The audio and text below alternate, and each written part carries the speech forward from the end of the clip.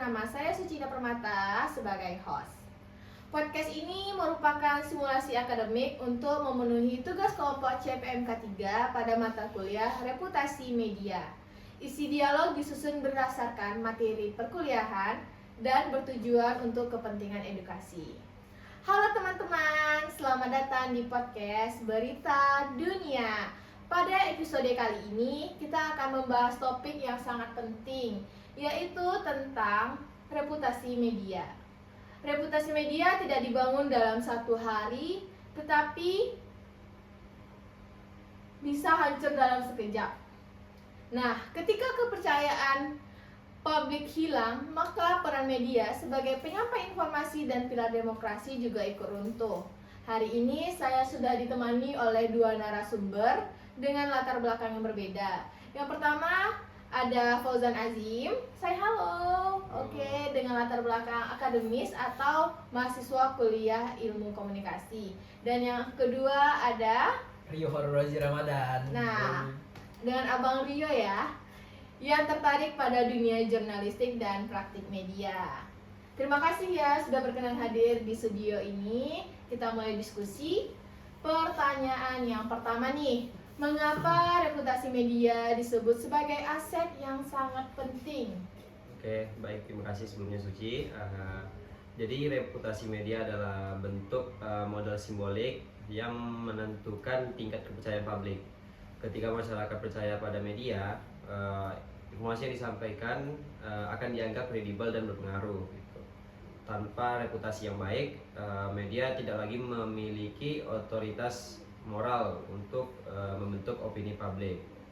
Oke, berarti kepercayaan publik itu menjadi fondasi yang utama ya? Betul. Jadi media bukan hanya soal menyampaikan berita, tapi juga soal tanggung jawab sosial. Jika publik mulai meragukan integritas media, maka fungsi media sebagai kontrol sosial dan pilar demokrasi akan melemah. Gitu. Saya menambahin sedikit aja. Di tengah banyaknya platform digital, publik sekarang banyak pilihan. Jika satu media kehilangan reputasi, publik bisa dengan mudah beralih ke media lain gitu. Oh, karena beralih ke media lain ya? Ya. Oke, kita masuk ke ancaman yang pertama nih, yaitu dari konten.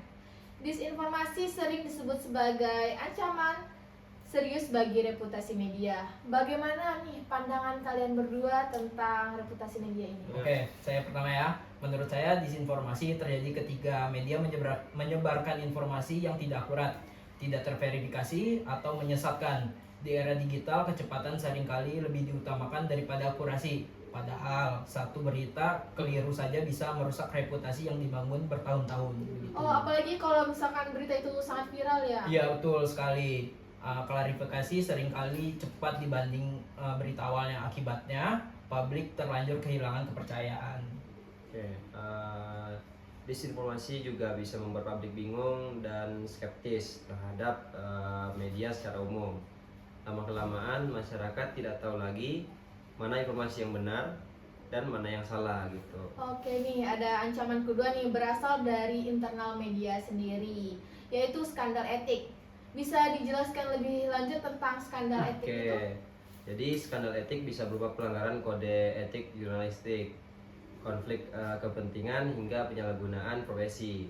Meskipun dilakukan oleh individu, dampaknya bisa mencoreng nama seluruh institusi media.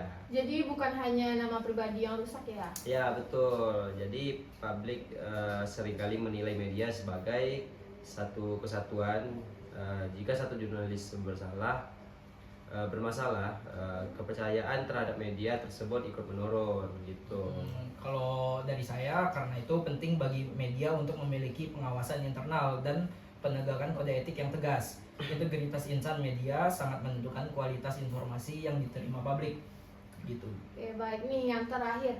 Bagaimana seharusnya media menjaga reputasinya di tengah berbagai ancaman ini? Baik, media harus mengutamakan verifikasi, menjaga independensi, dan tidak tergoda kepentingan tertentu. Selain itu, transparansi saat terjadi kesalahan sangat penting. Ya, setuju. Mengakui kesalahan dan melakukan koreksi justru bisa meningkatkan kepercayaan publik. Media juga perlu terus memperkuat etika profesionalisme insan medianya gitu. Oke, baik. Dari diskusi ini kita bisa menyimpulkan bahwa reputasi media adalah aset yang sangat berharga. Disinformasi dan skandal etik dapat menghancurkannya dalam waktu yang singkat. Oleh karena itu, tanggung jawab media tidak hanya pada kecepatan tetapi juga pada kebenaran dan etika. Terima kasih kepada dua narasumber yang telah berkenan hadir pada hari ini dan teman-teman yang sudah mendengarkan. Sampai jumpa di podcast selanjutnya. Dadah. Bye.